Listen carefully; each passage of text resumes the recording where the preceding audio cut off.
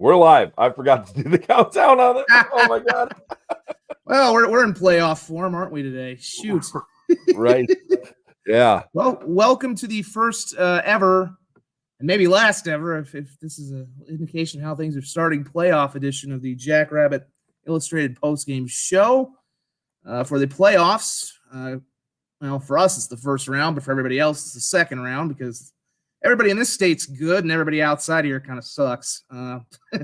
That's a little not quite true, but second round of the playoffs is almost done. If you're watching, you're getting kind of a free preview over my shoulder because I've got the Southern Illinois and Idaho game going. That is the last game. Well, it was Montana. I think Montana and Delaware is actually still kind of in progress, although it's basically over. Montana's up 49-19. So the Grizz are going to be moving on. No announcements yet on where on the quarterfinal schedules, but we're basically almost set. Although this right now we might be having one of the better games of the day going because Idaho has just tied up SIU at 10-10 on a punt return, and very well. It went to a script for one of the games today. I think that we expected, which was South Dakota State. Certainly blowing out Mercer. That's what we expected. I think it's certainly going to script with Montana taking care of Delaware. A lot of drama everywhere else. And I think this is one of those days that kind of confirms just how fun the playoff format is. And maybe we'll, as I kind of cheese some Bison fans here for the fans who want to go to the FBS so badly and play in bowls that have the weight of a paperclip, maybe they're kind of reminded on a day like this how fun the playoffs are because you don't get this kind of intensity when you get a good playoff game in playing in the Cheez-It Bowl or the Detroit Quick Lane Auto Bowl or whatever the hell they call it now. Well, in that game for him too, that's the most NDSU luck game I've seen. Not there's a word I could use. They won the Bison Horseshoe is what a lot of people call it, right? And like you get both starting quarterbacks. You're on the road, both starting quarterbacks get injured. Although to be fair, that is what Montana. If Montana State's, we've talked about that at length. If Montana State's going to run their quarterbacks that much, you run that risk. And I mean, Tommy Mellott was playing out of his mind, and then naturally he gets hurt. So as much as, but yeah, you're right. It's to be fair, you make your own breaks, but my goodness, the Bison definitely do kind of. Another site, a YouTuber I know would say the BS is real. And it is it's a magic BS. I don't know any other way to put it. They make some things happen, but they block an extra point. And I'll let you continue though. That was and just a heads up, folks. I am in the middle of a couple newscasts, so you're actually catching me in the middle of the magic here because we had a couple of conference championship games in the FBS that are going long. So I will be probably ducking out here in a couple minutes to go do a sportscast. You can watch some more highlights from the Jacks and Coyotes. All due respect to SDSU, I'm starting with the Coyotes because that game was a little more compelling. That Mercer game was not exactly fun for the Jacks. But that was a paddling is what that was. That was out and out paddling. I think we all saw that and knew that was coming. As we obviously we had our pregame show, Road to Frisco show this morning, and we did it from Vermilion.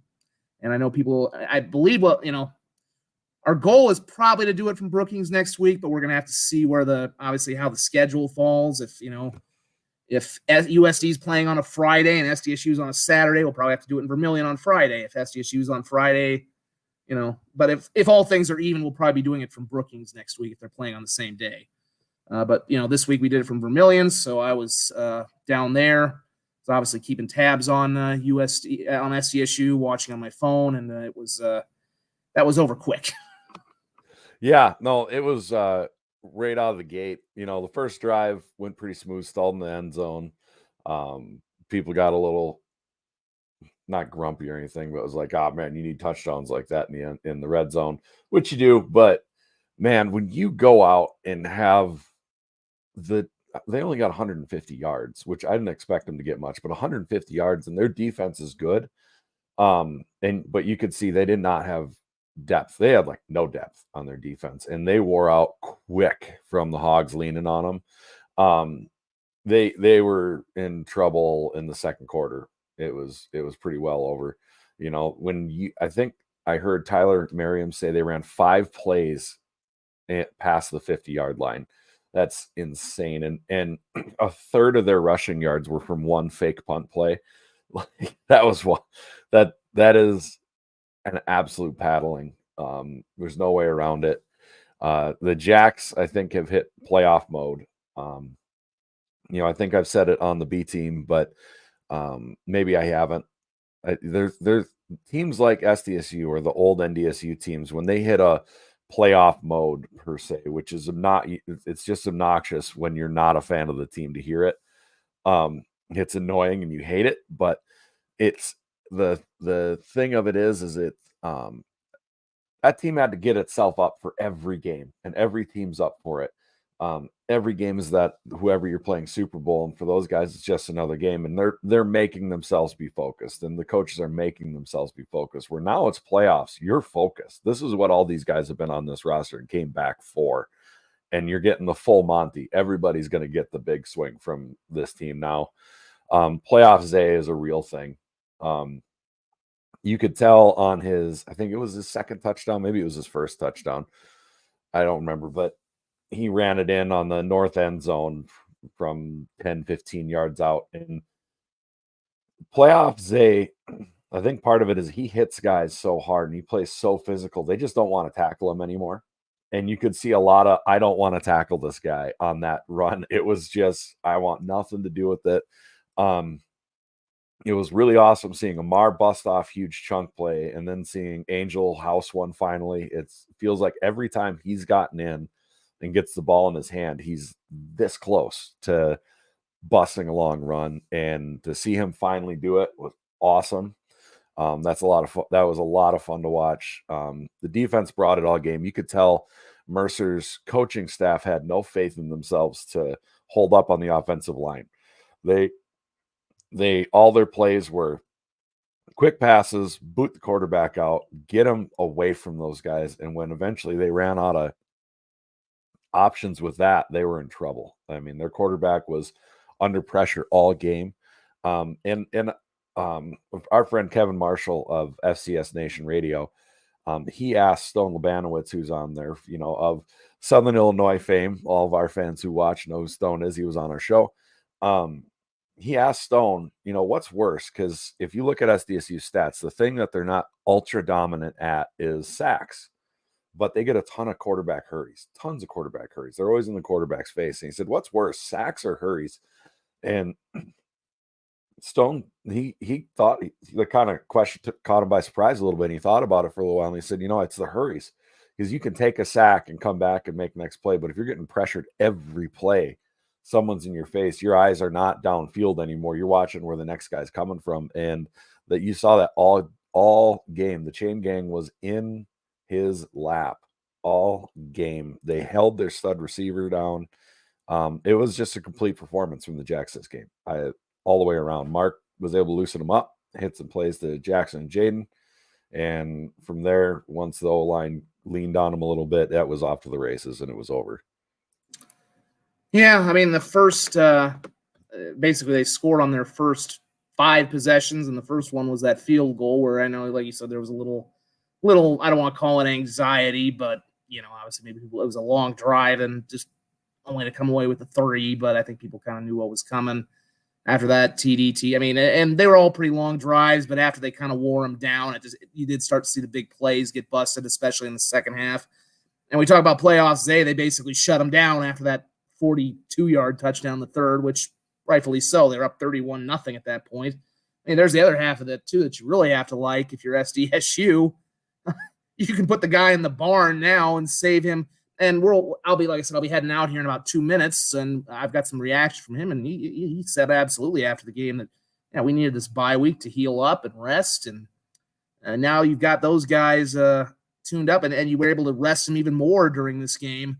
And I don't think Villanova obviously will be the opponent next week. Again, we're still waiting for a time and an announcement on that, but I think that's a better matchup for them probably than Youngstown, because Youngstown gives me, speaking of Stone Labanowitz, gives me some vibes of that 2021 matchup where they just caned SIU on the road in Carbondale. Comes back here and we're figuring, oh, it's just going to repeat history, right down to the fact that, obviously Youngstown had a quarterback who was rather vocal about his belief that the game would go a little differently, and obviously didn't go their way down in Philadelphia today. But so I think it's probably a better matchup for SCSU than it would have been having to play having to play a team again. And I am going to be ducking out. Well, I guess we have one more little segment here, but yeah, it's I think too. I mean, playoff Zay is real. I think we're going to see. I wouldn't be shocked if we see more Angel Johnson. I think they've got to find more ways to work him in even when it matters too. And we'll see when it matters, because there's going to inevitably come a situation where the game is not a blowout. But that run was explosive, and it's good to see him getting that, because he might be the future as soon as next year. I mean, obviously, you figure Amar will probably be the number one, but they love to go 2 deep, 3 deep at times. So it's going to be and I think we saw what Derek Johnson's in the portal. I do have to go now for my sports, so I'll join you guys here in about another 10 minutes. All right. Sounds good. I'll be back. Thank you. I apologize to everybody. My voice is hoarse. Playoff game. We're really, really giving her in the stands there for sure. I thought the crowd was very loud. To be honest, it was louder than hell. In the in like even the bathrooms. I think it was louder in the bathrooms than some of the sellout games. Just walking around, it was crazy. But otherwise, yeah, I mean, I don't know. There's a whole lot of not a whole lot of critiquing to go on with this game. Garrett Meyer says he was wondering why Mark was throwing a lot on the drive where he had the fluke INT. Other than that, perfect performance. I think they were just trying to keep them on their toes, and not let them just continue to sell out on the run a little bit. That's kind of part of that. Brian, my voice hoarse for what you played a JV team saver for Frisco. No, this is training, Brian.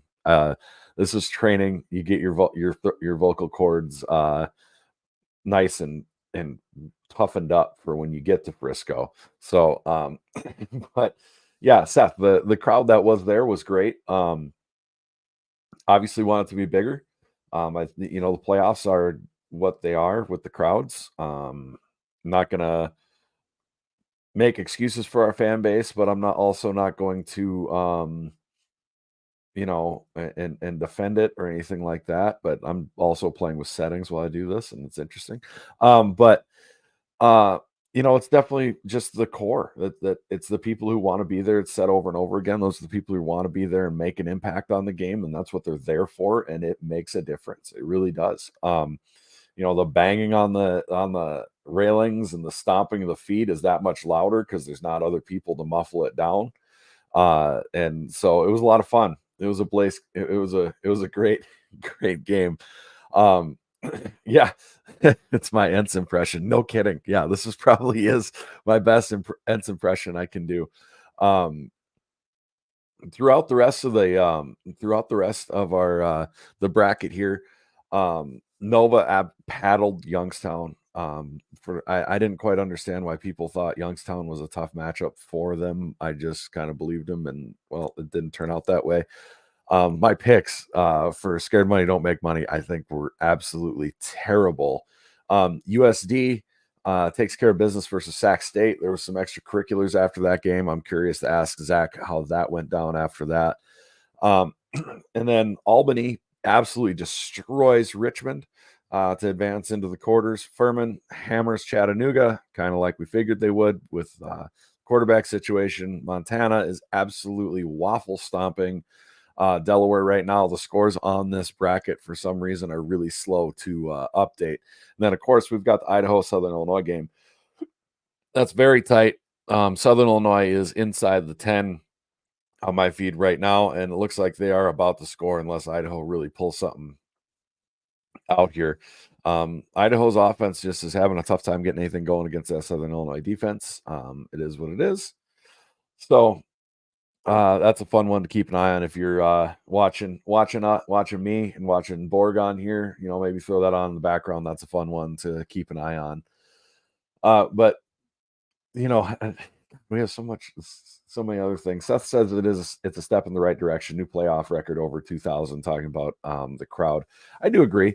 It is a step in the right direction. Absolutely. And the playoffs they're a test of what the fan base really is and how developed your fan base is.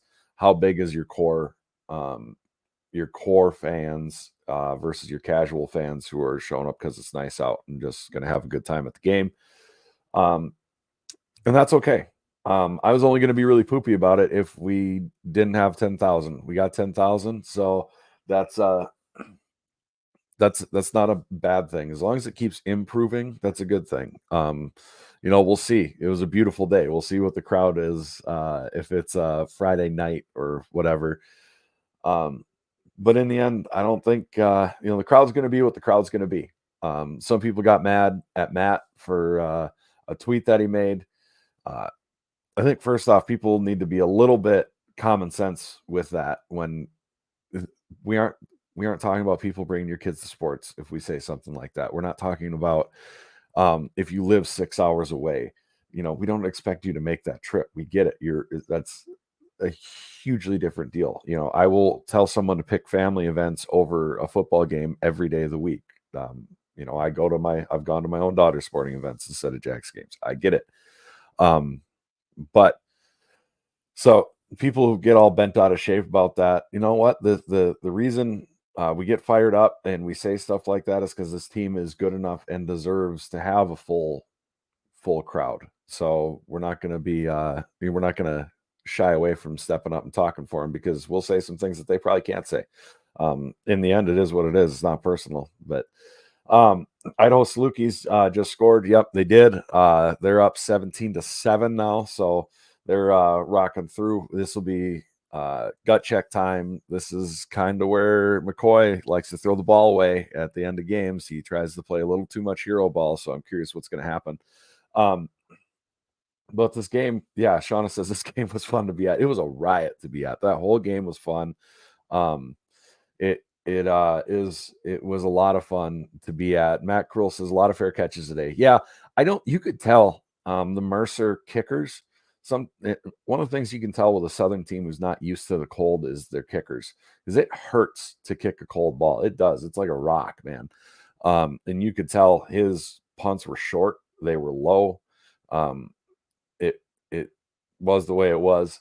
Their kick game had a tough time, I think, kicking these cold balls. It's that you could see it, and which is pretty wild to see have that big of effect right away. I'm gonna go and pull up our stats for this game because it was a fun game. I mean, total domination held them to 150 yards, which is crazy. What? There's no team stats on here? This is garbage. Fine. I'll pull it up myself then. Yeah. No, it doesn't, because the sick kicker sucks. Well, not as bad as MSU's. He entered the transfer portal with witness protection. Never mind. Yeah. That game, man, if anybody watched the end of that NDSU game, it is, Seth, we need less shaming of fans that don't show up and more selling the experience to make them want to come. No, sorry, I disagree. We've sold the experience for decades. For at least the last decade, I've been a part of the selling the fan experience. This team and this program has been performing well above what the fan support turnout has been. Sorry if it hurts people's feelings. That's too bad. I don't care about people's feelings sometimes. It is what it is. But I'm not gonna focus on that. Like I said, I'm not mad at the crowd today. It was fine. It was a good crowd. I'm not gonna lose my mind over it or anything like that. It was fine. They just need need to keep building on it. That's all it is. And it's a culture thing. The culture's not there yet, and we recognize that.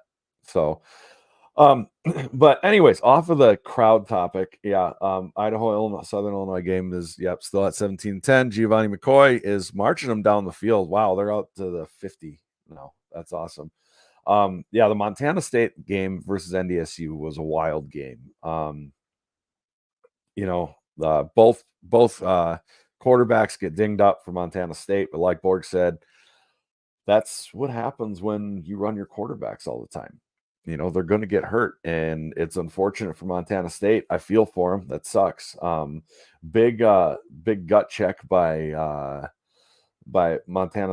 Chambers to come in still dinged up. You can tell he wasn't quite 100%. They had their opportunities to win that game, though. You can't miss 2 field goals and then have an extra point blocked. And to be honest, from what I saw, that extra point block was 100% on the kicker. He kicked it flatter than a pancake right into the defender's hands. That's not supposed to happen. Get that ball up in the air, son. I'm kind of shocked that a Coach Vegan-led team is having these sort of special team struggles. That's just not the MO where he came from or anything. And you just can't lose at home like that in the playoffs. So that's tough. Big win for NDSU. I really like their odds next week in Vermilion, which I know would make people look a little cross-eyed at me, which is fine. But if you watch the second half of that game for USD NDSU, NDSU ran out of time. They're not going to be out of time when they start there. Aiden Bauman, they did look better. 34 points. That's by far the most points they've scored in the last couple of games. I just think NDSU is going to be a whole different level opponent than Sac State. But yeah, that was tough. The Montana State game. That is a tough way to lose the game. You Garrett punch Seth. There you go. Tough love. I love it.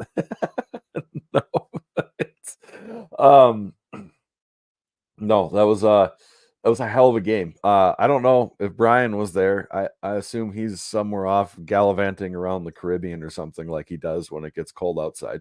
But man, I can't imagine more entertaining game to be at.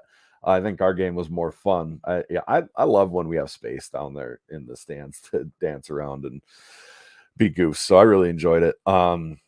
But yeah, when you let the QB get hit 25 plus times a game, like the Bobcats do, you shouldn't be shocked when he gets hurt. This is true. 100%. Vegan did look devastated. He looked, I mean, you score the touchdown in overtime and you're going to kick the extra point. You assume you're going to tie the game. You sure don't assume it's going to be blocked. That's pretty rare. The fact that SDSU's done it once or over, maybe even twice, if I remember right, this year is crazy. But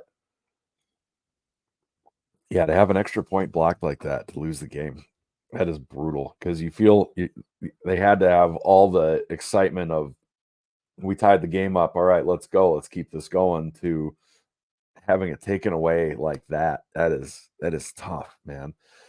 Steve Anderson says the Idaho line has been suspect in its showing. Absolutely. 100% watching this game. They are struggling with this Southern Illinois defense. Now, part of that we got to be fair is that Southern Illinois defense is really good.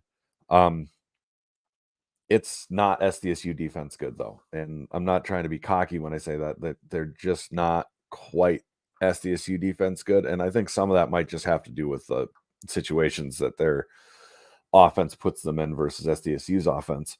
But Idaho with that offensive line coming to Brookings, in theory, if they pull this off and if they make it, that is not a game that I think should scare Jacks fans too much, because if your O-line's getting hammered like this, you get into bad weather where you're going to have to. I mean, this is in a dome, so they can pass just like normal.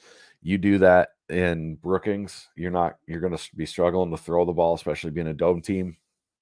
It is not a good good situation for Idaho. Looking forwards, if they come back and pull it out, you're at home, baby. You got to win these games. I really thought, honestly, that the Valley was going to have a tough weekend this weekend, but when you have 4 Big Sky teams, or one, two, three Big Sky teams face Missouri Valley teams, and you're the home game in 2 of them, and you lose all 3, that is not good, especially when your conference got 3 seeds. That's a tough look. As much as I hate the conference chest thumping and everything like that, I think I've been pretty vocal of my dissatisfaction with people who do that. It drives me nuts.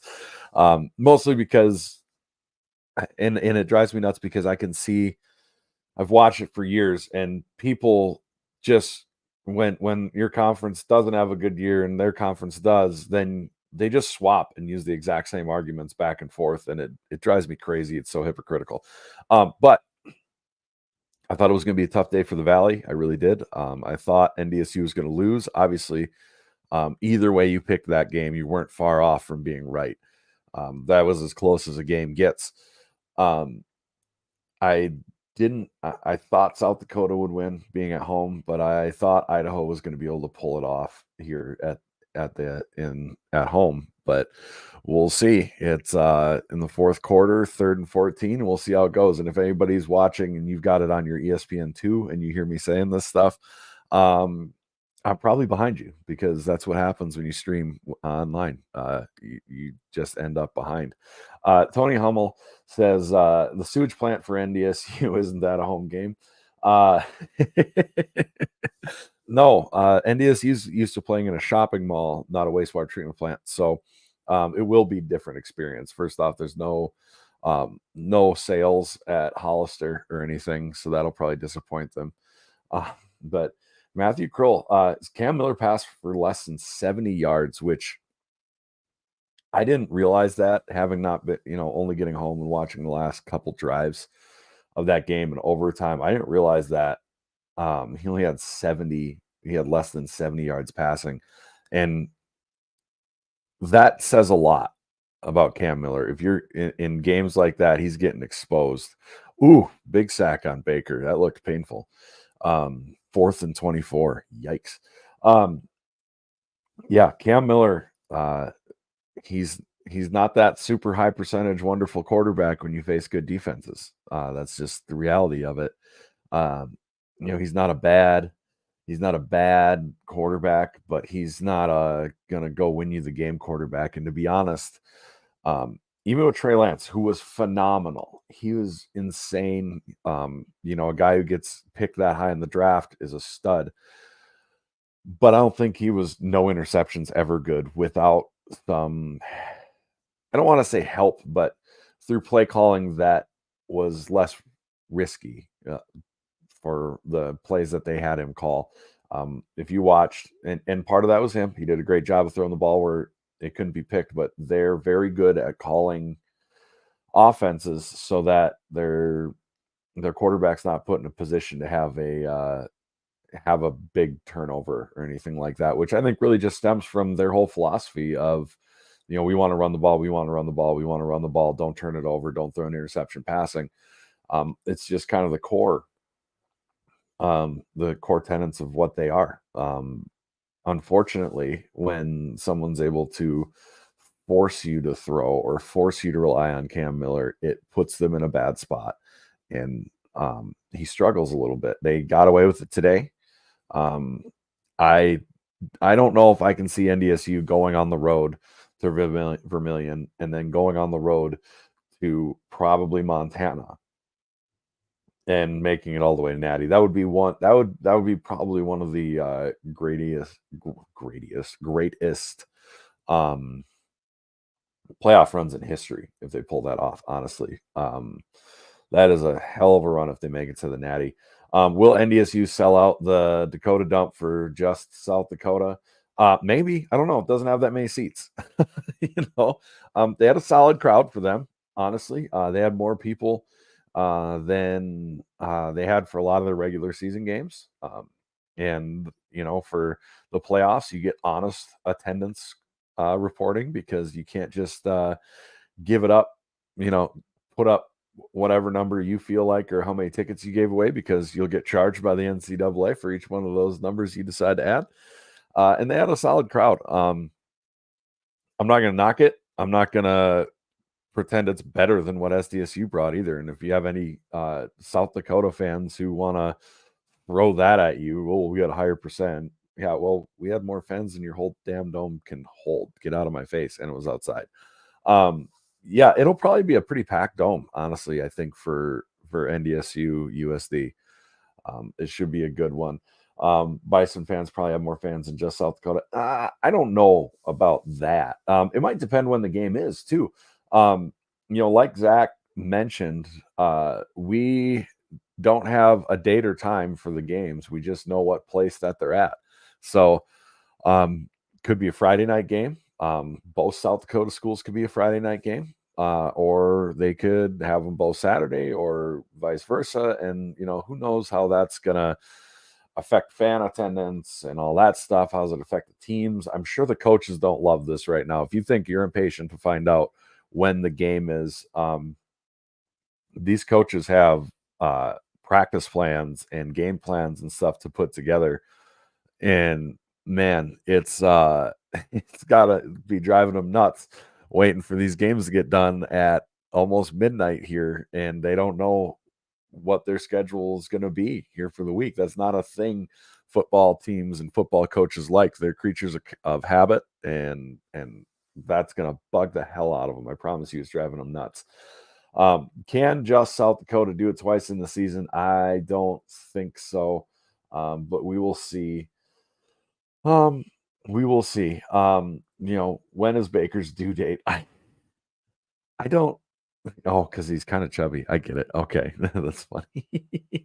Cam only threw it 13 times. He made big throws when he needed to. Missed that one. That definitely would have been big. Gotcha. Still 70 yards is not an adult Division I quarterback good performance. It's just nutty. 70 yards. And I'm not saying he's bad either at all. He makes big throws occasionally, but it's not a constant thing for him. So Malott looked like a dude throwing down the middle.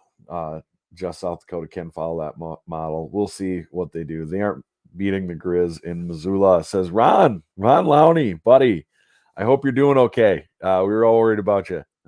That's a tough one, man. Yeah. Garrett Meyer says, you said it yourself. Don't count NDSU out until the head is cut off and burned. Yeah, you don't. They're not dead until they're gone and out. That I've been saying that since the beginning of the season. You don't just proclaim that NDSU is dead because they lost a couple of games, and they're proving that to everybody, which is hilarious that they need to prove that. Tina Countryman Ward says if NDSU does pull it out, they will be tired by the time they get to Frisco. Yes, I don't disagree with that. However, I will say the 2 weeks off before the finals, the championship game, will be a huge help for them with that. They will be a lot more battle tested. I think they'll be having, even going into this next game, it's a big deal for USD to have, and guess who's back? The man, the myth, the legend, Zach's back. Shady's back? Shady's back again. Just talking here, Tina just... Yeah, what I missed. Yeah. Obviously, I missed Southern Illinois' touchdown. This game's coming down to the wire here. Nope, touchdown Idaho. Oh, he get in? He got it. He has to have been in. Oh, there's a flag. I got a flag though. So, yeah, go ahead. Nope. But I was saying, this game was exactly what you want if you are a Coyote fan. The NDSU Montana State game, a physical, violent overtime. That was a slugfest compared to what they had to play at home. So I think that's going to be helpful. And the question Tina asks is being tired. If NDSU were to make it past USD, I think the tired factor will be a larger factor going to Montana than it would be in the championship game because they get 2 weeks off. Did NDSU get very banged up is my question, because we know the one thing I will say that doesn't necessarily work in USD's favor is we know if Montana State had survived, I mean, from the sound of it, I don't know if Malott would have made it to Vermilion. It sounds like Chambers was pretty dinged up. So, I mean, if Montana State had made it out of that game, I don't know what they were going to bring to Vermilion. And, I mean, yeah, I'm sure NDSU's pretty beat up, but, boy, I mean, I think Montana State, I would have said the tougher matchup going in was Montana State, but with and of course we talked about this all year. If Montana State's going to play the running quarterback thing, this is the deal with the devil that you're going to make. I mean, it might have Ron's saying it. They were down to the third string quarterback. That might be, and they still almost won to their credit, but that would have been, I think, a very tough thing if they had to come in here with maybe Chambers is healthy enough, but it looked like Malott's probably toast at that point. Definitely the fact it's a physical game does not hurt the Coyotes. But NDSU likes to think they're built for physical football, so we'll see. I mean, obviously, I think we saw again. I don't want to say it was smoke and mirrors the way the Bison played toward the end of the year, but they didn't have to play a team that could run the football well. And when they finished up with UNI and SIU, I mean, the Salukis don't run the football, and teams that run the football give them problems. We saw that with Montana State today. USD's running the football is running the football better. I don't know if they're as good as Montana State. I certainly don't think they're as good as SDSU yet, but they run the football pretty well. They got it running pretty well today. They've got a lot of backs that they can go to. Aiden Bauman doesn't make a lot of mistakes. And as we've seen, NDSU can have their most troubles with guys just running simple stuff right up the middle. So the Coyote offensive line, and the one injury I mentioned this on my Twitter account too, is that they did lose their Shahid Barrows. He got injured right away on the opening series. That could be a problem for USD because I don't think he returned in that game. He's one of their better cover corners. And later in that game, we can certainly go into talking a little more about USD because I'm pretty sure we're done with SDSU because there's not really much more to review with that whipping, which we all knew was coming. But I just wanted to throw the stats up, and I never got to it while you were gone because they're fair. They are mind blowing. Yeah, I mean, I had it in the sportscast just a minute ago. Almost 600 total yards of offense. And it's not that Mercer was a terrible team. I mean, they're a solid team. I don't think they're, if they're in the Valley, do they make the playoffs? I don't know, but they'd probably be a middle of the road Valley team, and that was Jesus Christ. I mean, you give up one first down, one third down conversion, and then a fake punt. I mean, holy hell. I mean, I saw those. I think a lot of people saw the photos of them working out shirtless in their last day in Macon, thinking, the overcompensation. Usually that does not spell things well. It looks like Idaho. I think I saw Stacker say, it was Stacks. He said, don't do the shirtless gig. That's worse than the Madden curse. He's talking about these teams that come into Brookings and they're like gonna prove how tough they are by warming up with their shirts off, exactly like you referenced, and it just never works. Oh, and boy, of course, there's another flag on the play. What is going on in the Southern Illinois game? This is a bizarre game, and of course, I haven't been able to follow it too religiously because I've been prepping my own show and trying to. I mean, technically, the total yards are pretty much even. Mm-hmm. Stat-wise, this is a pretty even game. There's been I guess the main difference right now is Idaho has one more turnover, but this is, this is the formula I think you want if you're Southern Illinois. It's kind of a defensive slugfest, like we saw them put SDSU and USD in, except obviously they're out front right now, and this is probably the way they want it. But that was a flag, obviously, on SIU, and now we've got another flag. This is getting there was one other thing that's kind of interesting. It came out of this USD game. I don't know if this happened. It goes to our favorite penalty in all of college football, targeting. There were two instances today in the USD game where it was not flagged during the play, but they reviewed after the fact to see if there was targeting, even though there was never a flag thrown on the play, period. And both times they reviewed it on USD. Both times there was no penalty called. They ended up saying that there was no targeting. I've never seen that happen so often where it's like, it felt like that was a new thing for me. I've seen it a couple times. I think in a game in Brookings, it happened 3 times in one game. But I felt like they've at least called a penalty on something. Like there was an unnecessary roughness, or like this. I mean, like the plays where there was literally nothing flagged, and then all of a sudden, hey, we're going to check for targeting.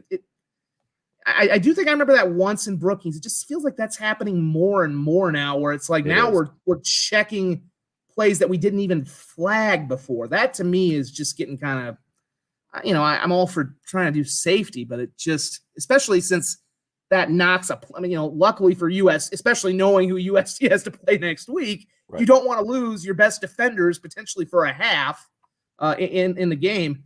Yeah, I mean, you're right. Well, it happened to the Coyotes. They lost Barros in that. I mean, that was kind of a key turning point for them, because that play with Amar where he got that first down on the first touchdown drive for SDSU, he got thrown out for a targeting penalty afterwards. They lose their best cornerback, and SDSU definitely exploited that for the rest of the game. I'm not saying it would have made a super big difference, but nonetheless, you take one of the best defensive players out. It's one of those things where I don't understand. I understand safety, but like I said, today they reviewed it, but neither time did they actually call did they go ahead and call the targeting. But man, we got to be careful, especially in playoff games. Now we're talking about deciding someone's season potentially. I mean, on these calls. That cost Youngstown State a touchdown in that game, in the Youngstown game, where they went and ran a play for the whistle came in like crazy late, so they were actually running the play, and as the replay official had called for a replay, with no penalty on the previous play. One thing I found interesting, we only had like one. Ron. Right, that's a tough day for Ronnie. Ron is a Montana State fan. Wasn't he the one who was getting on Hunter earlier in the year, Dustman? How much he hate it? That's Brian. No, that was somebody Brian else. Thompson. Okay. Brian's the one here. Okay, I was gonna say that would be a little bit of poetic justice, but okay, if he's not, then ironic that we're sitting here, because obviously Hunter had a rough game in the Montana State game, and now we're sitting here ruining the fact. And of course, you talk about the kicker in Montana. I mean, they would be hosting this game right now. This would be Montana State SIU if Montana State's kicker hits the game-winning field goal in the Kibbe Dome. So, just the little things that get you in football, just those little tiny, you never think about it. Special teams, the one bad snap, one little thing here and there, and it can cost you a season. Right. Well, here was something interesting to me about this last game. The Jacks only had like 1 penalty called on them. They only had 3 penalties called on them, right? I didn't see them play. It wasn't like they did anything that different or anything watching this game. Obviously, in the stands as a fan, that's a different thing. I'll have to rewatch it. But I have had a theory, and it's not the Valley's out to get us conspiracy. It's when you have your conference refs, your conference teams have called into the refs and talked to the whatever and told them, hey, they do this, they do this, they do this. And it goes the opposite direction as well. But it was interesting to note, all of a sudden, a lot of those penalties didn't get called in this game, or weren't seen or thrown. And it was just an interesting point to me, where I think it's a deal where the conference, your conference officials know you, and they look for certain things. They know our guys play through the echo of the whistle, and they're a little more on edge about it, and they've been told in how many games to this offensive lineman grabs, or he does this, watch out for that. And it was interesting to see a new refereeing crew, and all of a sudden that stuff went away. And I'm not saying it's unfair or anything like that. It's just a thing that because penalties have been such a talking point for SDSU fans this year, because you can look, the Valley keeps the stats. SDSU is the most penalized team, but they also keep the stats for opponents and what your opponent's penalties are. And SDSU's opponents are the least penalized, and it's not close. It's just the way it is. It is what it is. It's not like a conspiracy or anything, but it is part of the deal when you're bigger, stronger, faster in your conference. That's kind of the way things go. Yeah, and especially when a team's kind of as dominant as they've been, maybe that lends a little more to it too. It's kind of I think another fun element of the playoffs too is that I'm actually trying to angle my computer here. This is going to get fun. I guess you're not going to see the free preview anymore, guys. I apologize for that, but I want to quit fully looking over my shoulder so I can get a little more of a good angle here because I kind of want to see what's because this. I mean, obviously we're now kind of it is a fun game, and it may also well determine the schedule, which we have still yet to see for the quarterfinals. Nothing again has come out yet. I would assume it's going to come out pretty quick after this game ends. I've seen a lot of different theories. The one I saw that I know a lot of Jackrabbit fans will not like that was floated by Dom Izzo was SDSU plays at 11 a.m. Saturday morning on ESPN, and the Coyote Bison game is 1:30 on ABC on Saturday. I think you can kind of figure out why he would probably prefer that because that would put the Bison on his network at 1:30. So that would bug me a little bit. Yeah, and I was going to say that as much as I'm pretty sure, and I'm guessing 90% of SDSU fans are going to be rooting for once for the Coyotes because, if there's one thing that unites us all, it would be seeing the Bison fail. But the other thing that probably has to bug Jackrabbit fans is after all the years of having to go to the Fargo Dome in the playoffs, we're finally getting a Coyote Bison playoff game. It's in Vermillion for the first, all the years we've been waiting for it to happen in Brookings. Of course, we got it in Frisco last year. Yeah.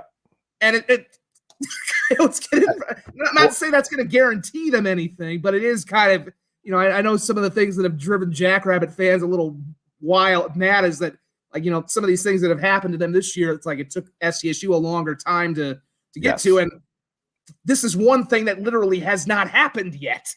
And, and after all those times they had to go to the Dome and, certainly the one that really stuck out to me was 2014 when that they had that great drive with Zenner, and then of course Carson Wentz took him right. I mean, that could have been the year they would have beaten the Bison. To me, it's certainly if they'd been a Coughlin, maybe they do it. But it's got to be. But it is interesting too because there is a lot. We think about it now because of how big the rivalry has gotten with the marker, and obviously USD regressed when they went to D1. But there's a lot of history between the Bison and the Coyotes from the D2 era. They played. I mean, they played some big playoff games in that dome in the mid 80s. Mm-hmm. So it's going to be, that's an interesting, they had over 6,100 today. Obviously, I don't think anybody's going to get too critical of crowds because nobody's was full, but I think they were a good crowd. I heard the crowd in Brookings was good. I will say the crowd in Vermillion was good today. It was playoff loud. They forced some false starts. We know it'll probably be full now because if it isn't full of Coyote fans, I'm guessing there's going to be some Bison people coming down. There's a lot of history there, and there are some people from the mid '80s who I think will maybe be trying to come down and this is their chance to maybe get rid of some of their demons from their history because you talk to people. USD could have won the national title in '85, and they got beat on a semifinal, and then of course they lost the national title game to the Bison in '86. Obviously they've got their own issues with the Bison, and this is their chance maybe to end some old, some of their ghosts. Obviously, theirs are a little longer in the past as opposed to what SDSU went through their time. Yeah. There's definitely some of that, you were spot on with what it bothers SDSU fans. It's not just that it's USD. It feels like you haven't put in the time, to just go from dog shit to great. Really, it burns you. It burns your ass. It's like watching the kid in school who just doesn't do homework, doesn't put in any work in the group projects, doesn't do any of that. But all of a sudden, he just gets an A on the test, and you're like, what the hell? After you've put in work and time and built and built and built. So yeah, that is annoying. It Well, is what it is. SIU's down to the 25. Yeah, There's about 0.33 seconds left, so they might be suddenly. yeah, they're I in think big trouble in Idaho. I will say, I will say the one thing about the Coyotes, and we go back to last year. I still think last year was very deceiving because I don't Yes, think they were as obviously, we've talked about the schedule. There were some tough things going on behind the scenes. We know that the offensive coordinator was demoted in season and then dismissed.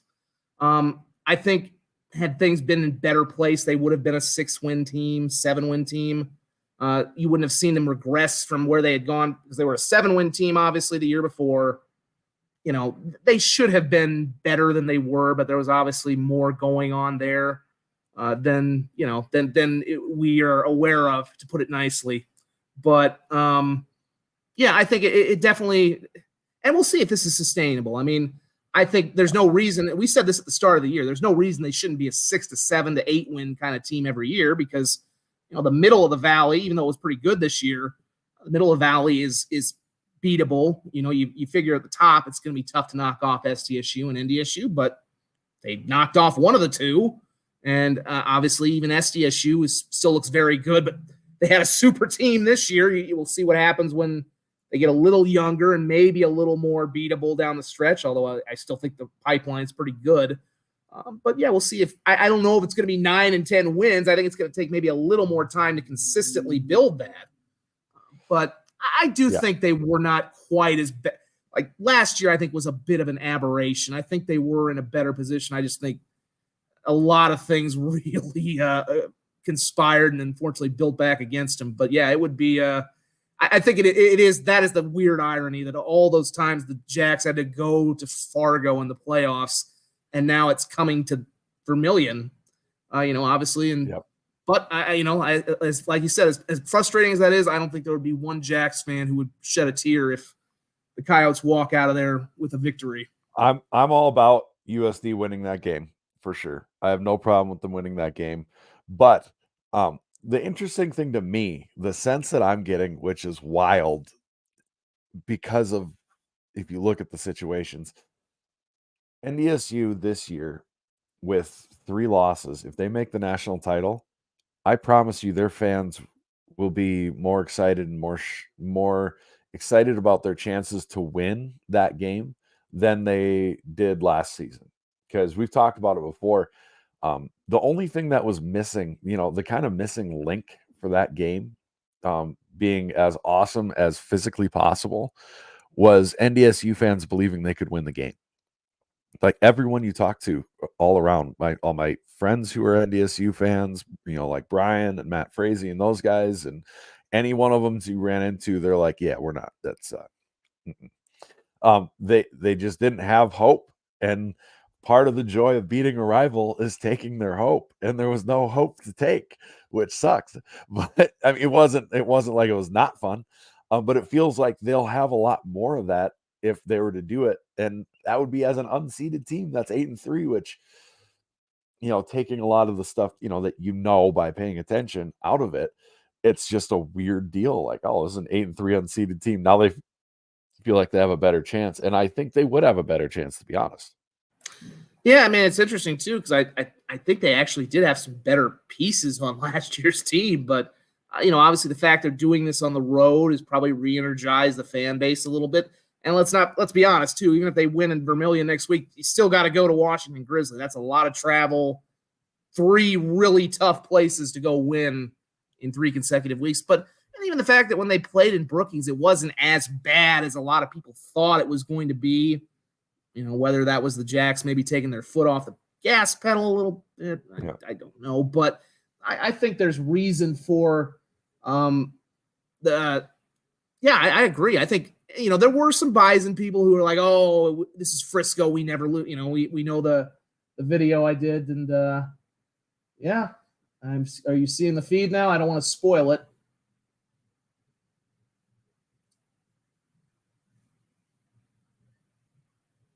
I don't want to spoil it.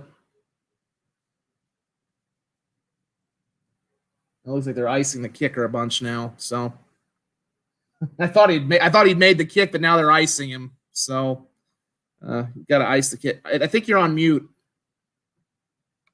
I am on mute. I was on mute Yeah. talking to you the whole time. What an idiot. I didn't hear you. Well, I couldn't tell there. I couldn't tell there because I thought he made the kick, but then I'm like, oh, they're icing him. So this isn't an easy kick. How far is this? This has got to be like a Just dead center, like it is 30, 35 yarder, I think. I haven't looked real well, close. I think they're spotting it at like the 20, 25. I mean, but it is indoors. It's a dome. But, Yeah, you know. well, but the Kibbe Dome is a weird place to kick. I think the Kibbe Dome was the one that made headlines last year or the year before because of a field goal or extra point for Eastern Washington that was supposed to look like it was good. 41 yarder. Oh, it's a lot longer than I thought it was. Yeah, I mean, and those are never guaranteed kicks. I mean, no. At the college level, anything beyond 40 to me is never a guarantee, even if you're indoors. Right. All right, I'm gonna pause. I'll let you because I know you're a little behind me. I'm a little laggy here. So we're gonna pause here and see if I was a coach, I would never ice the kicker because every kicker goes out for that game-winning field goal or end of half field goal, and they think, well, they've got to be thinking in the back of their head that, all right, here comes the timeout. And it is up. He was short. No shit. No way. Wow. That was online. Short. That was online, but well short. And our second playoff game is going to overtime in this round. Somebody might have gotten a piece of that. Yeah, I don't know. But I think there were two. They're looking at a replay. You'll see it in a second here. Mm-hmm. Somebody might have gotten a piece of that going through. For that to be that he short. had to clip that because it was so short. And it should have been Bozeman. Now I have to look at the replay of that blocked extra point. Was the blocked extra point in Bozeman? Was that a fluke? Because I saw that there's a picture. There's a picture of the Bison guy who blocked it, and you can see the imprint of the laces on his arm. Yeah. He rushed up the middle, and he's a big, tall dude, and he put his hand in the air to block it, which is good. And he had pretty good push, but he didn't have like great push. He wasn't like 3 yards in the backfield. I think the kicker kicked it low. It's an extra point. Get that ball up in the damn air. And of course, it's not an NFL. It's not an NFL extra point. You're doing it as the old ones from the spotted from the snap from the 2. So it's basically a Blair Walsh style kick. Yeah. I mean that's brutal. And then, like we said earlier, they blew I think the one they blew at Idaho was a longer kick. I don't think it was a short one, but still. Hey, SDSU fans, appreciate Hunter Dustman. Seriously appreciate Hunter Dustman. I gotta say the special teams at SDSU has been really. I mean, after that game against Montana State has been really good. The kicker at USD, if there was one thing that was actually lived up to the billing of the State U game, it was the kickers in that game because you had them drilling 50-yard field. That was like the only part of that game that lived up to it. They were drilling 50-yard field goals back. So the special team, like if it comes down to a championship field goal for State or U in any of those games, I feel pretty good with Hunter Dustman or Will Leland kicking the football from any distance at this point. Steve Anderson did call earlier that it was going to come down to a blocked field goal. He drilled it, buddy. Well, FCS playoffs are so fun. I love this shit. This is awesome. Oh my god. Yeah.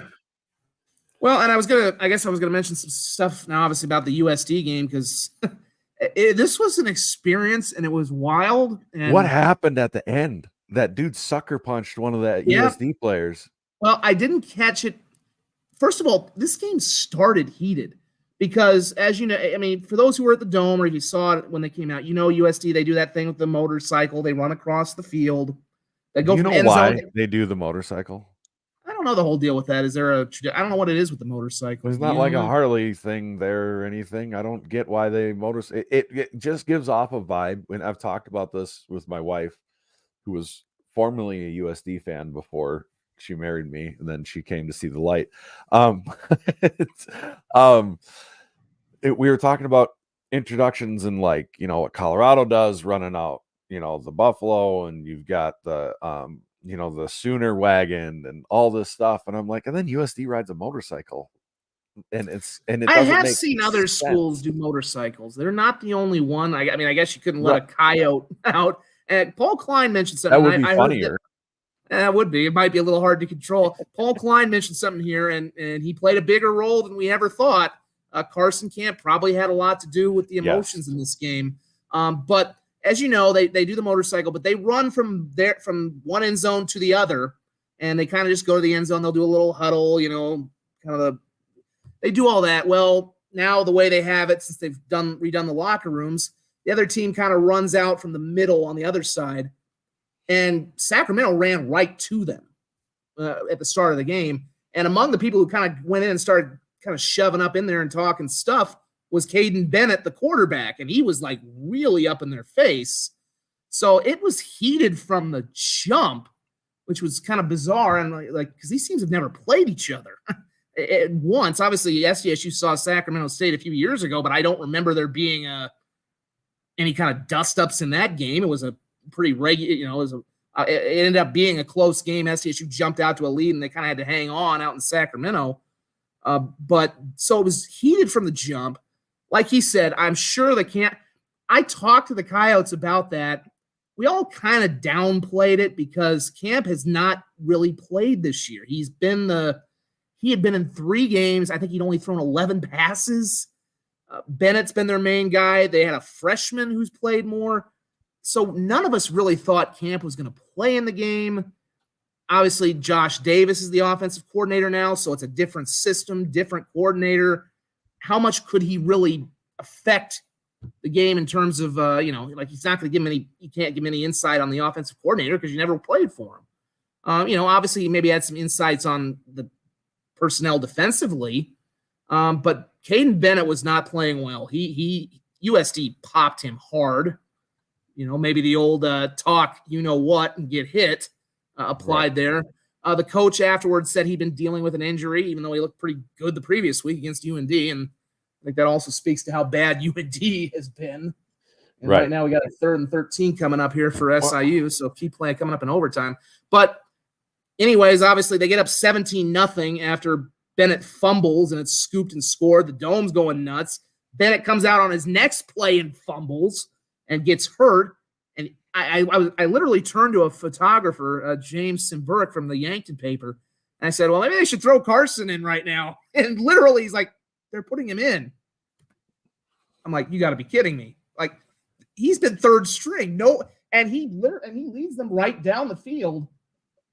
And it was like, I'm sure it was an adjustment because we hadn't seen him. It was probably a good move. Their other guy was a freshman. You figure Camp probably knows those players better than anyone. He looked more mobile than we ever saw him at USD. And he got him back in the game. And then right away, Bauman comes out and throws a 77-yard touchdown to Galbraith, who nobody covered. And Camp, he played all right.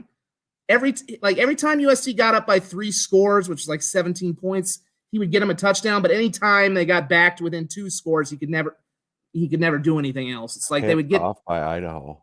Wow, so that could be it for Baker and company if they can get a field goal. But field goal kicker.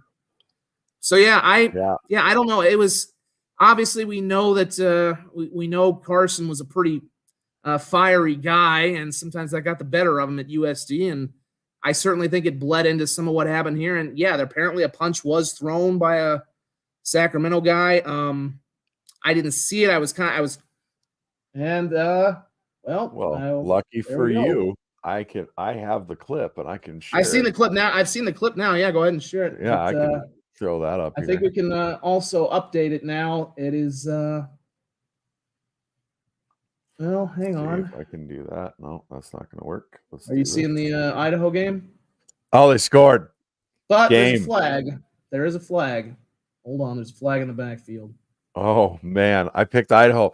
Oh, that gets me over the spread. No, it doesn't. Oh, wait. What was the spread that was unsportsmanlike conduct on Idaho? They're not going to call this.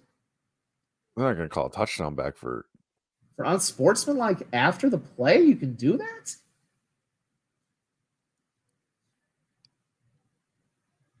They called it no touchdown from that? How can you do that? Did they take the touchdown away for it? Oh, they're saying he stepped out of bounds. I don't think he stepped out of bounds. Oh my God. Oh, no, he's in bounds there. They've got to review that. They're saying he stepped out of bounds, and then the unsportsmanlike moves them back.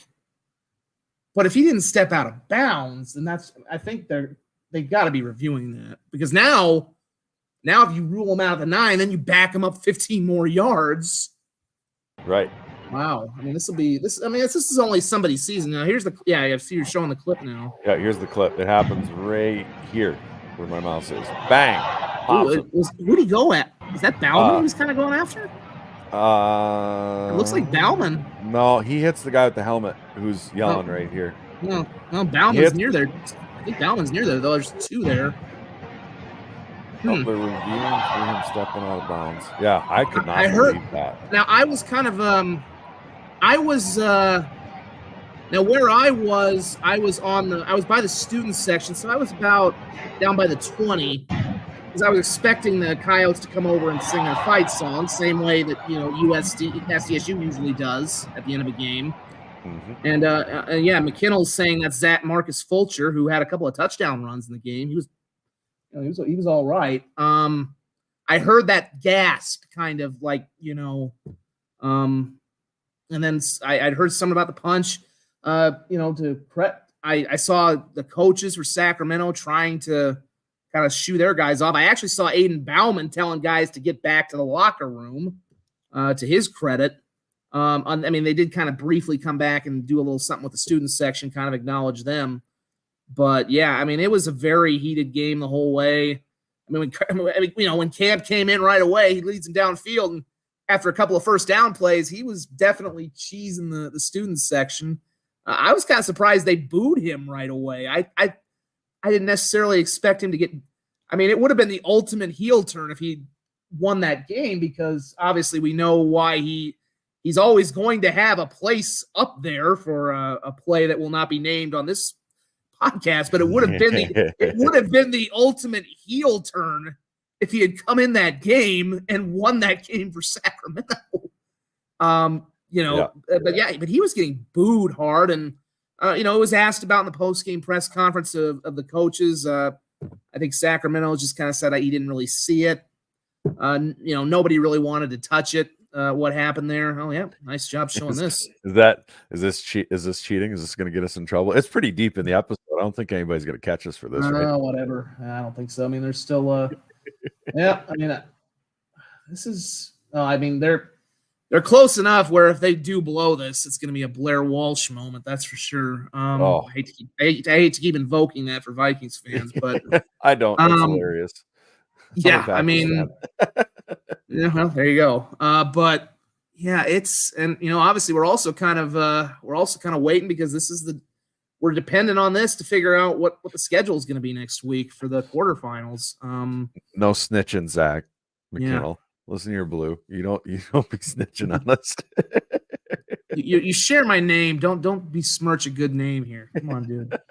I think the one thing that really stood out to me, because we wondered all along with USC, how are they going to handle this playoff thing? Because they have guys who played in the game 2 years ago, but that's a different deal when you're playing on Thanksgiving and you're not a seed and you're not expected to necessarily, hold up as one of the top teams.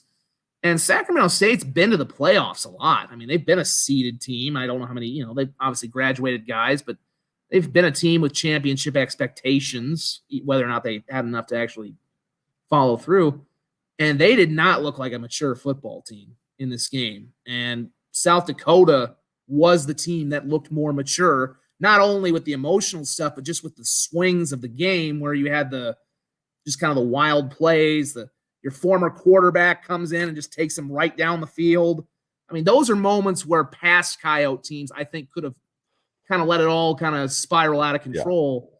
That showed me something. I think that for a team that hasn't been in this position, and it's what we said kind of all along, if they can get that first playoff win, if they don't, slip on the banana peel, from here on out, they're kind of playing with house money, because nobody's going to really, I don't think a lot of people expect them to beat NDSU. I don't think a lot of people expect them to do it twice, even though it's in Vermilion. Yeah. I don't think a lot of people would have expected them to beat Montana State, depending on, obviously, maybe if the injury situation had been that bad. Nobody's going to expect them to go to Montana and win.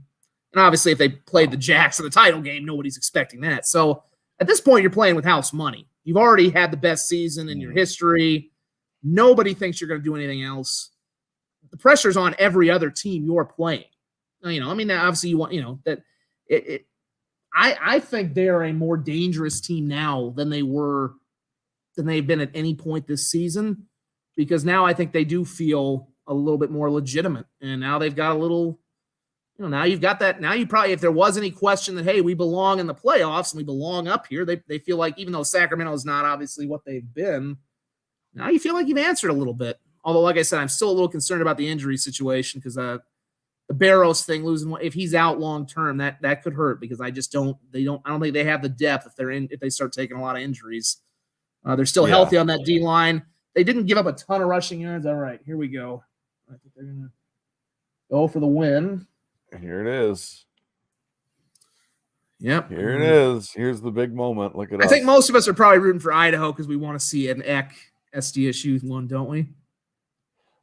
Oh, the Vandals. I was gonna say, oh man, if that would have got blocked, oh my God. Well, first playoff win for Jason Eck. Congrats, big fella. There it is. It looked like a pretty good crowd there. It didn't look full, but yeah, it didn't look full, but very good crowd nonetheless.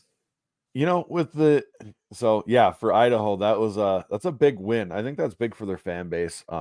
We have some Idaho fans and different networking group chats and stuff and there's still these so what happens with Idaho fans? They get pouty if they lose, and the Bulls were better. We were more excited for the bowl game than we were this what playoff Bulls? game. They went to like 3 in 20 years, right? Jeez. Yeah, that's probably why they're so special. It never happened. But yet, like, they get pouty, and then their way to vent on other FCS fans is, Bulls are so much better. It's like, oh, shut up. You went to Southeast Louisiana and lost. You can't tell me a game like this is not better. That's awesome, because now it meant something. You don't get some who'sitgivesashit.com bowl trophy in Detroit. But no, this is exciting. Brian says Idaho will get shit rocked by SDCU. Watching what I saw with that offensive line, boy, it felt like I felt watching Mercer's lines. But you never know. I mean, if there's one guy who could pull out some stops and make it interesting, I mean, like I said, at this point, I favor SDSU against just about anyone. But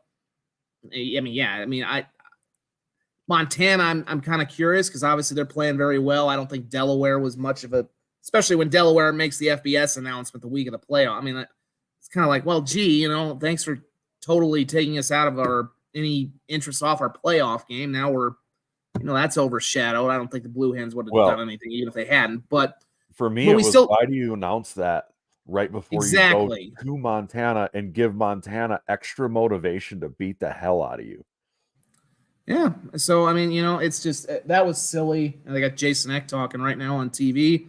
Mm-hmm. Pretty good. Of course, also a pretty good time for for people with South Dakota ties. Obviously, Kalen DeBoer and that whole staff from Washington, a lot of them who were South Dakota guys who were coached at USF are now Pac-12 champs, and been a pretty good year for football in the state, even whether you're playing for a team out here or you're affiliated with it. But Montana will claim an FBS win. Well, there's still a few more years from Delaware.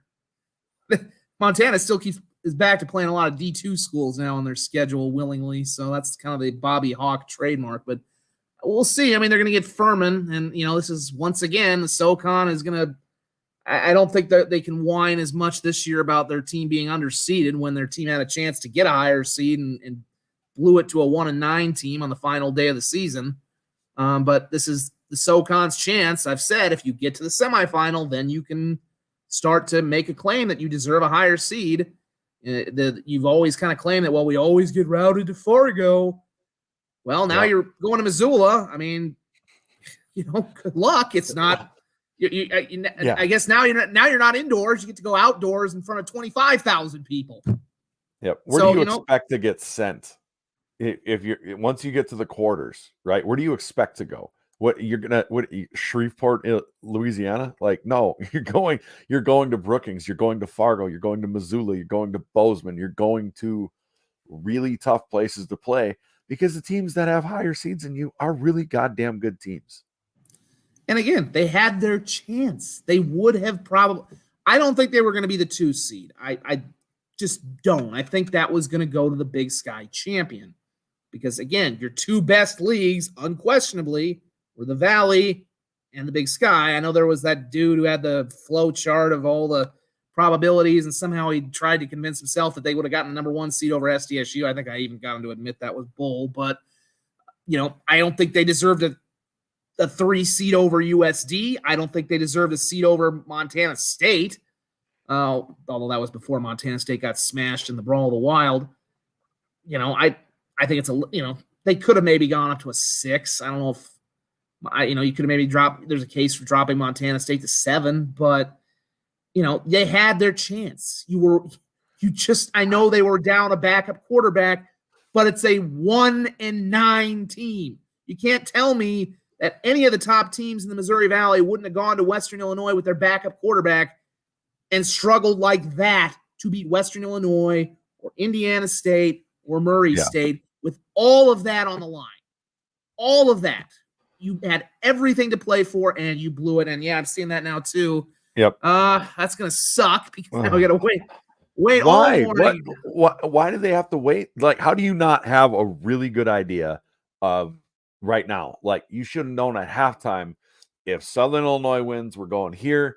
If Idaho wins, we're going here.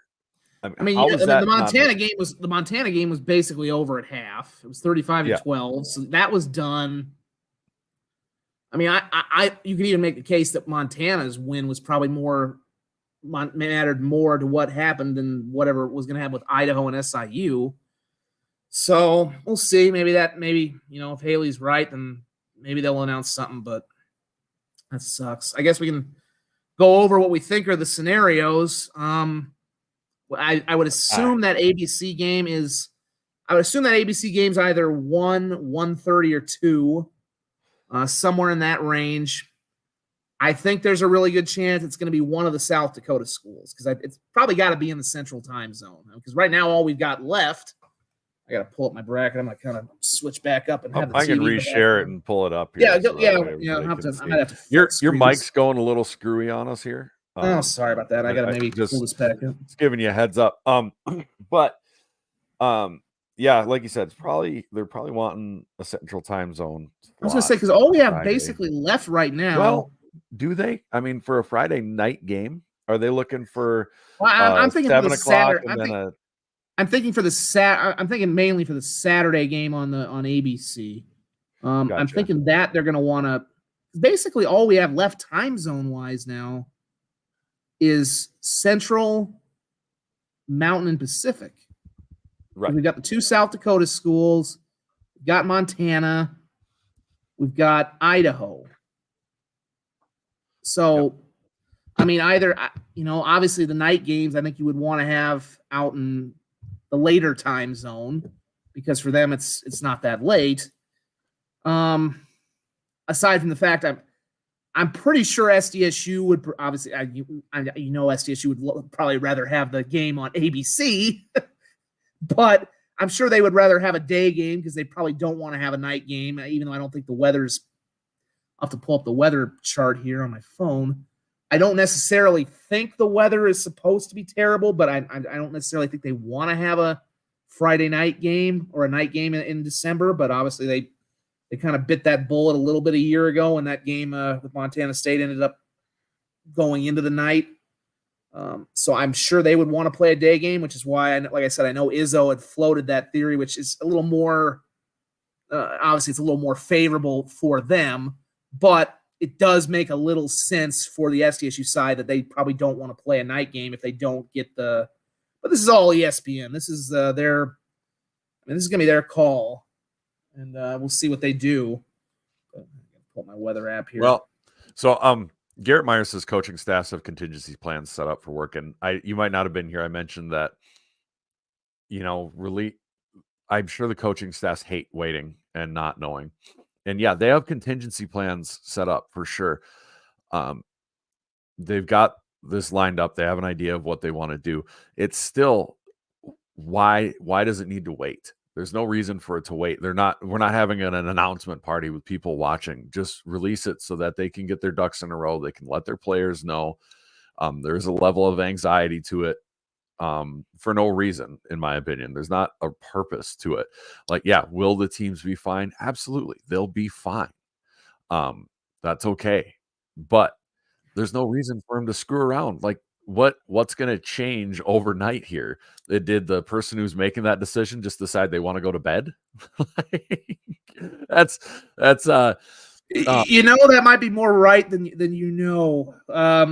which bothers me more. Like, you can't be bothered to stay up till the end, or you can't tell someone beneath you that, hey, Idaho wins, we're doing this. Southern Illinois does, we do this. And I agree with Zach McKinnell here a little bit too. I would imagine Montana or NDSU get the ABC spot. They've got the brand. They do have the brands. Like Brian Thompson says, NDSU is still a bigger name for now. I think that's fair. I mean, the other half, it is kind of ironic because we had that whole college game day thing for so long. And of course, ESPN didn't go there. And now ABC may end up going there, which is just right, kind of wild to consider. I think the Montana thing, I don't think they're going to want to. I mean, of course, not that the Grizz are going to turn that down, but if they played a 1 Central Time game, it'd be 11. It'd be like 12. I mean, I guess they could.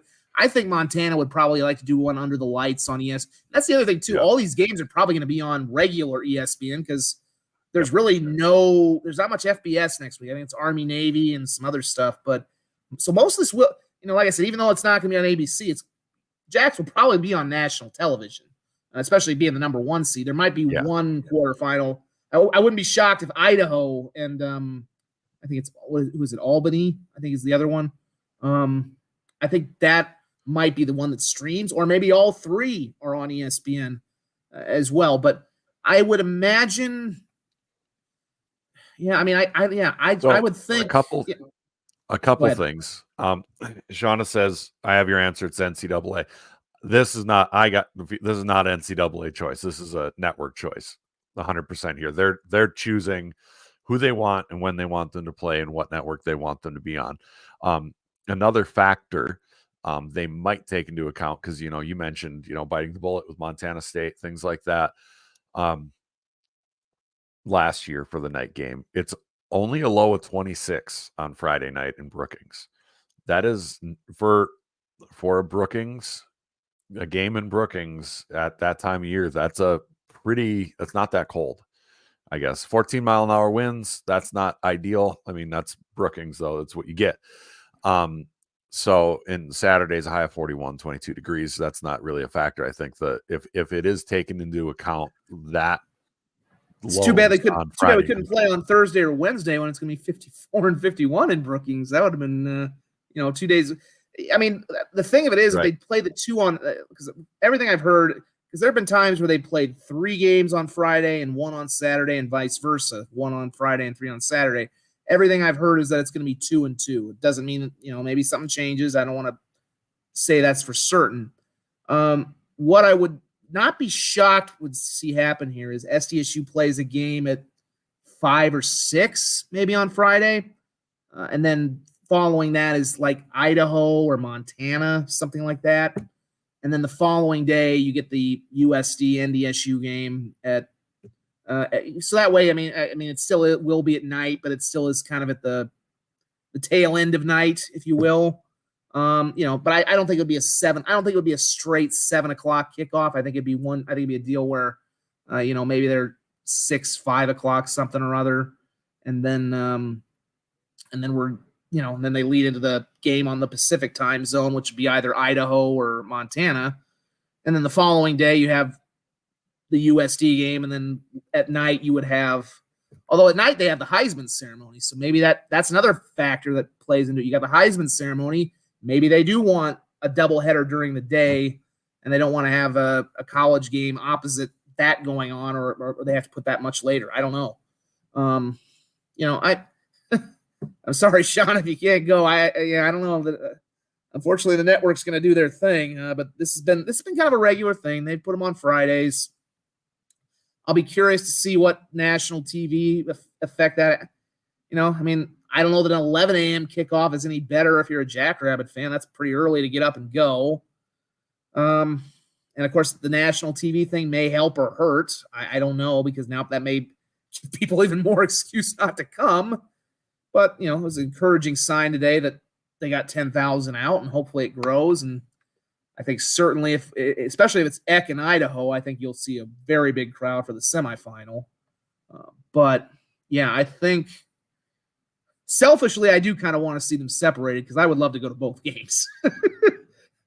It want to go, obviously I want to, I mean, it looked fun up in Brookings, even though the game was not compelling, but it looked like a fun atmosphere in Brookings, and it was a fun atmosphere, and it's going to be, obviously Bison Coyotes is going to be something next week. I don't know what, but it's going to be something. And obviously, anytime the Jacks are playing at home, that's a fun atmosphere, no matter how many people are there.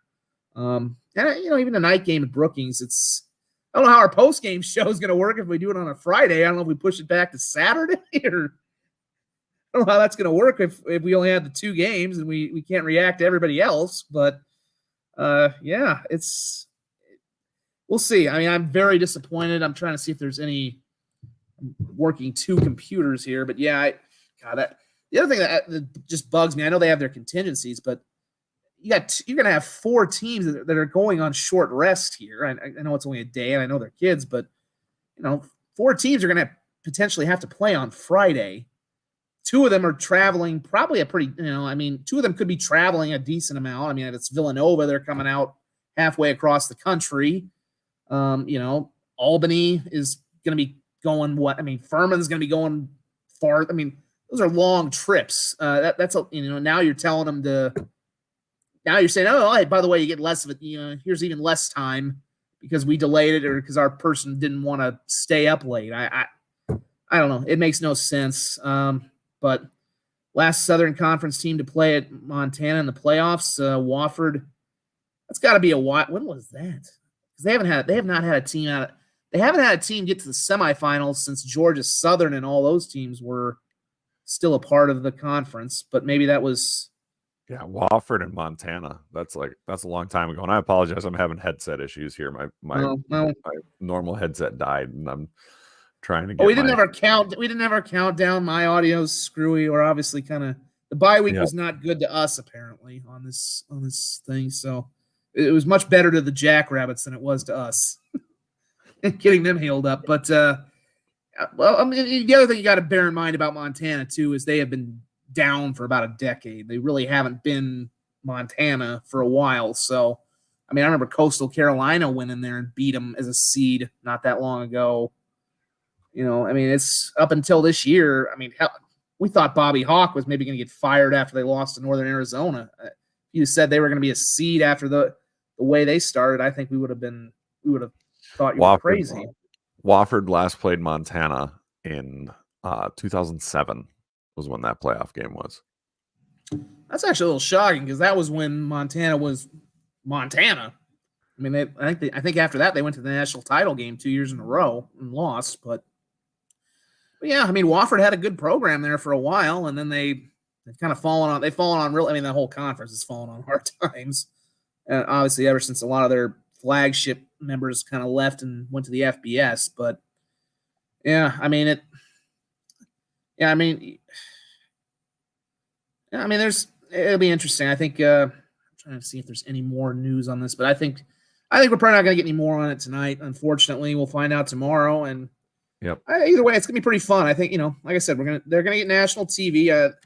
Unfortunately, the one downside of this is that I don't know that we're going to see this much national TV exposure again, because obviously with the FBS playoff expanding next year. Next year, this time we're going to have FBS playoffs that are, I think it's going to be an 18 playoffs. So they're probably going to they'll probably move the FCS playoffs back to streaming only. So enjoy this quarterfinal thing on ABC. I would love to tell you that you're going to see it again, but I kind of doubt it. And I think the media rights deal is actually up and that might also be a reason you're seeing a lot more of it this year on linear television. The split. I agree with you, Ron. I think the split is going to be happening here in another 5 to 10 years, maybe sooner. But I think another reason you're seeing a lot more FCS playoffs on linear TV is the package is coming up. I don't know who else would bid on it. Maybe CBS Sports Network would want to do something with it, although their streaming package isn't really that good. As much as ESPN is, we sometimes rip them, they do have it is good that all the games are available to stream. It is much better than it was even a decade ago. Yep. So I don't, my only thing is I wish they would let us shoot the games and post it online. Right. But we'll see. This is, at least enjoy the exposure now, because I don't know that we're going to continue to see it after this year once that playoff expands, but we'll see. And then in another 5 to 10 years, the FCS could look very, very different, or we could be in a whole new version of the FCS that looks more like the FBS. It's going to be very confusing. Well, I think we'll probably pretty close to wrapping it up. Yeah, probably. Yeah, it's been an hour and a half. Yeah, I don't know what else we got. Oh, yeah, some pretty good games. I think that was a pretty good round of pretty good first round, and the second round is setting up to be a quarterfinal round. I said first round again. Obviously, it is the quarterfinals now, but Furman, Chattanooga, 26-7. So Furman and Montana. We'll see if good storylines, I think. SDSU Villanova, they played a lot, and there is some history there. They played the third meeting. That was the first time SDSU ever got to the quarterfinal, was when they beat them in 2016 with a 10-7 game. It was not exactly an easy. They've not been easy games with Villanova. That. Yeah, and it was cold, man. I think, if I'm not mistaken, I gotta almost look at the box. That was Taryn and Winicky and Goddard, and that was a nasty Villanova defense. I think as SDSU fans, we underrated how good it was. Yeah, I know they had a guy who got drafted by the Chiefs pretty high at Passanio, I think was his name. I don't know if he was on the Super Bowl team for the Chiefs or not, but they had a guy who was drafted in the second round or third round on defense. 2016, of course. Unfortunately, the Jacks kind of cost themselves a much higher seed. That was the first time they'd ever been seeded. Unfortunately, that loss to Cal Poly earlier in the year probably kept them from a better seed, and also that Illinois State loss. Otherwise, they wouldn't have. Of course, the next round they had to go to Fargo, and that did not go well. But yeah, that was a 10-7 game, and it ended up being a Chase Vinatieri 40-yard field goal with 1:21 that won the game. That sucker was tied at 7. It was attendance for that was 6,100 about. Yep. So I think up until last year, that might have been the largest playoff crowd up until the Montana State game. Oh, yeah. Yeah, because before this week, the highest was 7,000. Right, and that was the Montana State game. I think I said the temperature was 36, but there was actually some snow in that game, too. It wasn't full-on bad, but yeah, that was a slog to get through, and they got pretty fortunate to win that game. It was not it was brutal to kick the football that day, and State won it, and then they met again during the marathon playoff run of the fall 2021 when they were kind of schlepping cross country. Villanova, I can't remember what they were. They met in the quarterfinals that year, and that was a little more comfortable actually. They won that one 35-21 in Philadelphia. And, it was tied up going to the. It was tied up in the third, but then they pulled away. Oladokin had a playoff Zays. Isaiah Davis went for $174. Yankee had 119. They took him to task pretty good. They pulled away pretty good in the second half. I think they outscored him 21-0. So they were actually down 21-14 at half. So some good playoff history. Yeah, it's there. Hopefully, One of the things I heard this week was, well, it's a poor opponent, which is wrong. That's just a casual fan saying it's a not one they recognize. And if you want a name, there's not a bigger name, I think, in FCS as far as notoriety around the country than Villanova when they're a team that wins national titles in basketball and all the stuff they've done. Granted, it's a basketball school, but the name Villanova, we'll see if that carries some weight in getting maybe some extra people there. I don't know. Well, and people kind of forget too. I mean, obviously, you're right. It is a basketball school, but before the Bison and Jacks kind of became eligible, and before really North Dakota State kind of commandeered this whole subdivision, Villanova was one of the last teams to win a national title, and that came in 2009 when they beat Montana, and that was the last time that was in 2009. They beat Montana 23-21 in the national championship game. Mm-hmm. So this is now I know their coach. I think he retired.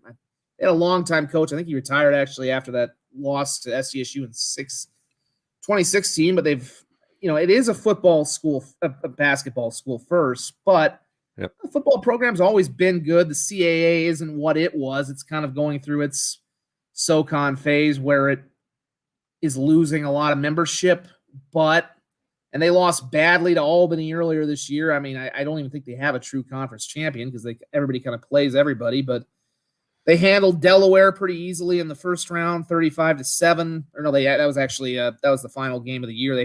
They won at Delaware 35-7 in what essentially that got them the 8th seed. Had Delaware won that game, Delaware would have been seeded. But, obviously SDSU is going to be a heavy favorite, and I think it's a better matchup for them than Youngstown, who knows you. Yeah.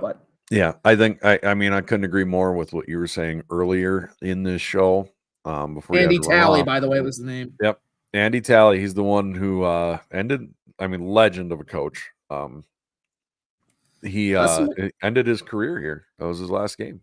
Brian, but I guess before we go, Brian asked a pretty good question. Does SDSU come close to or beat? What is it? I think it's 39 for the Bison, or is it 33? 36. 36 and 36. So the Jacks are now at 26. They win 3 more. They're at 29. Depends. Next year's going to be a tough schedule because you're going to have to go right away to Oklahoma State, who earlier in the year we were speculating that might be a winnable game when they lost to South Alabama, but they rebounded pretty nicely. And also, of course, you're going to next year it flips. You're going to have to go, presumably you're going to have to go to Fargo. You're going to have to go to UNI, to UND. I mean, those are usually the tougher play. Even though some of those programs, especially UNI, I think UNI is going to be in some trouble. I read that article about how underfunded they are, and it's crazy. I think there is some. I do think Mark Farley's escaping a little bit of blame, but they are definitely in a bad spot there. I've heard a lot of things about the AD that left. And one thing I know they had a fundraising deal for some athletic facilities, and the university president ended up taking it over. That doesn't happen in places. Yeah, no one was sad to see him go. There was a party. And of course, this is the second time in a row that Tulane has swept in and gotten it because they got the previous UNI, Troy Dannon, who I know was pretty well liked there. They liked him.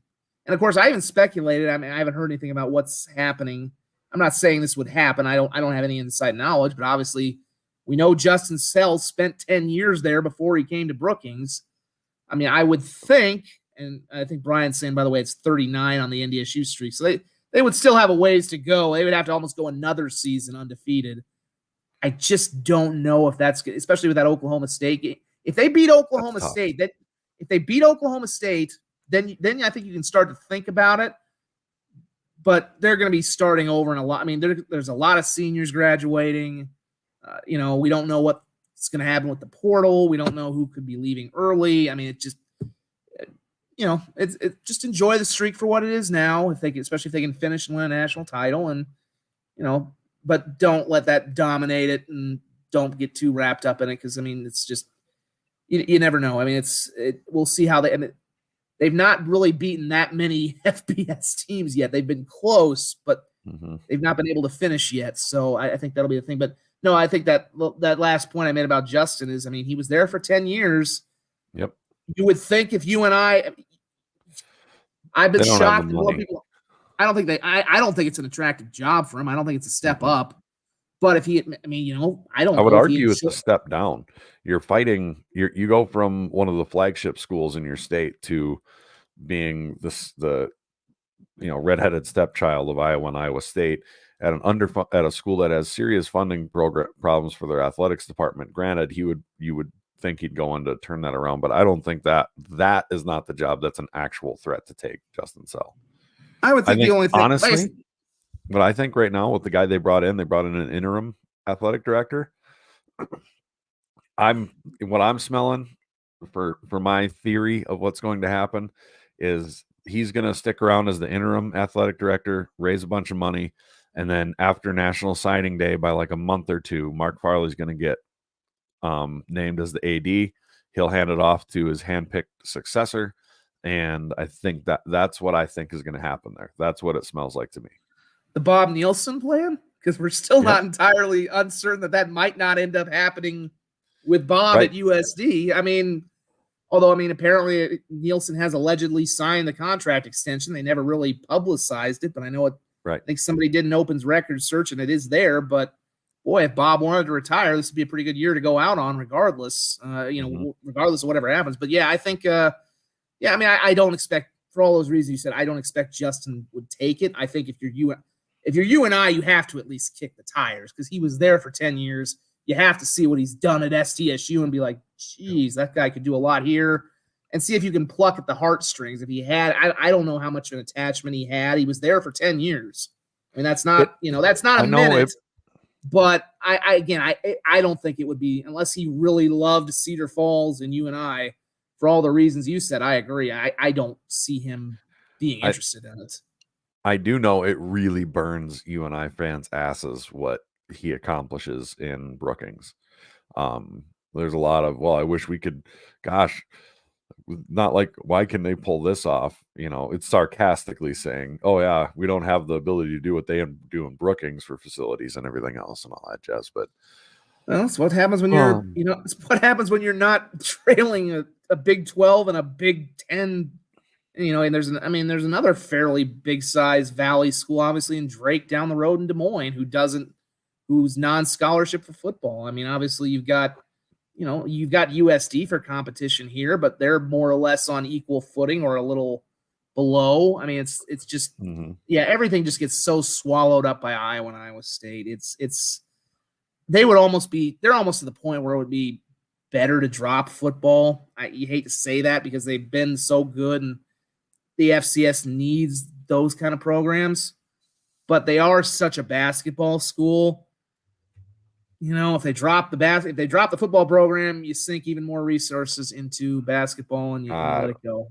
I don't think they're. I don't think they ever will. But bad. But I mean, I know one of these years coming up here, they're playing Iowa and Iowa State in the same year. That's how badly they need money, is they're having to start play 2 FBS games here soon, and that's going to be. And that's going to put them in gargantuan money from those contracts, because what's not reported in those contracts, reported in the lump sum, is I guess they get a cut of the gate as part of their deal, which is crazy. And they're going to come out on body bag because those are physical games, and they pour. Not only that, they pour a lot into them because for them they're state championship games, and I think sometimes they get a little too.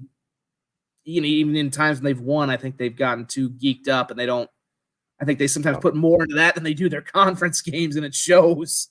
But I think that'll do it for the show tonight. Where, of course, keep an eye on Dakota News Now. By the way, if you didn't catch our pregame show this morning, we had a lot of fun with that. Road to Frisco. It is online. We shared it. We had a lot of great stuff. I know there's mostly Jackrabbit fans on, even though it was in Vermilion. We had a guy live in Brookings. We talked with Justin live. We talked with Tyler Merriam live. We had interviews with Jimmy, one-on-one with Jimmy. We talked with the players. and obviously did a lot of the same stuff with the Coyotes too. And I'm anticipating. Depends on what's, again, as I said earlier, depends on what the schedule is going to be. I think we'd like to do it in Brookings this week, but if the USD game's on Friday and the SDSU game's on Saturday, then we'll probably have to do one on Friday. That's just the way.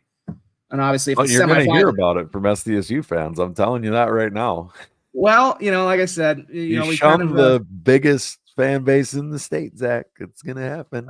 Well, like I said, I think we all knew there was one game that was probably a little less compelling today, and we kind of had a pretty good idea that one team for sure was going to be advancing. You never know with USD. Although I had a pretty good feeling they were going to beat Sacramento. I just didn't think Sacramento did not play much defense, and next week will be fun on that regard. But certainly, and we're going to be, for the record, we'll be having these pregame shows the whole way. We'll be having these pregame shows all the way up until as long as these teams are playing. We'll have a pregame show. It just depends on when they're, if it's Friday, we'll have probably on Friday. Saturday, we'll have on a Saturday, and then in Texas as well. So it's pretty good commitment, and it'll be similar stuff. And hopefully we'll be out, and hopefully we'll get out in the tail. We were out in the USD tailgate lot, so I'm assuming I might have to give you a direct message. We'll hopefully get out in the tailgate lot and find. Yeah. I mean, I'm guessing if we have an 11 a.m. game or something, or if it's one of those, it's like a 6 o'clock game, we'll probably be doing a 4 o'clock show. So we'll definitely be able to get more tailgaters than we would have at 9 a.m. this morning. But I would say just keep an eye out for that, folks. I know we stream it live on our website too if you're not watching it on TV, and that's good times. And of course, we have a lot of live coverage afterwards, and you guys are wall to wall all week leading up to it, as you are during the whole season. And this was a really fun week of playoffs, and it's only going to get even more fun because the games this next week are pretty tasty. And as we will cut the Elite Eight down to the Final Four and take one more step on the road to Frisco. And again, just check it out in the morning because everything to confirm. It looks like they're just going to wait till the morning to release all the next round. So there we go. And I have no clue who's making the 4 FBS. I don't care. It's going to be the same 4 teams that get. Washington will get in. It'll be nice to see Kalen DeBoer and all those South Dakota connections get in. Beyond that, that's my official take on that. But KP's saying Idaho will host Albany on. I guess before we can leave, I can check that real quick. Sorry to hold us here. I'll see if I can check the Idaho Vandals football page. If they've announced it maybe already. Yep, that has actually been announced. So we do have one. Idaho is going to host Albany at 7 p.m. on Saturday. So that's going to be 9 p.m. our time, I think. So they must be, some of these must be coming out.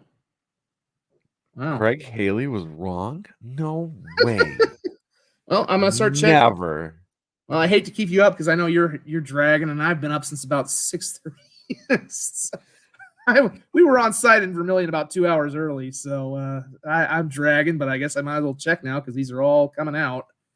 But yeah, so we've got at least one out, so that means somebody's playing on. So one team's locked in for Saturday night, which makes sense, and it would be that one late. Yep. Let's see, I'm going to check SDSU's Twitter page. Still nothing here. I doubt that they'll have anything on the. Yeah, well, obviously they've released something. Did you want to refresh the bracket page on the NCAA? I can do that. I'll refresh that baby and see what happens. I bet they don't notice. Yeah, that's wild though. They already have it for. On there. Let's see. I'll check the individual school sites. Sounds to me like someone maybe spilled the beans. Yeah, they talked to somebody in, wherever. I talk to them. Well, that's the other thing too. Just because they're not publicly announcing it doesn't mean these teams don't already know. Maybe they just want to hold off for whatever reason and get some things lined up. But yeah, nothing yet on any Twitter pages. The school official websites for state and U don't have anything up yet. One last check.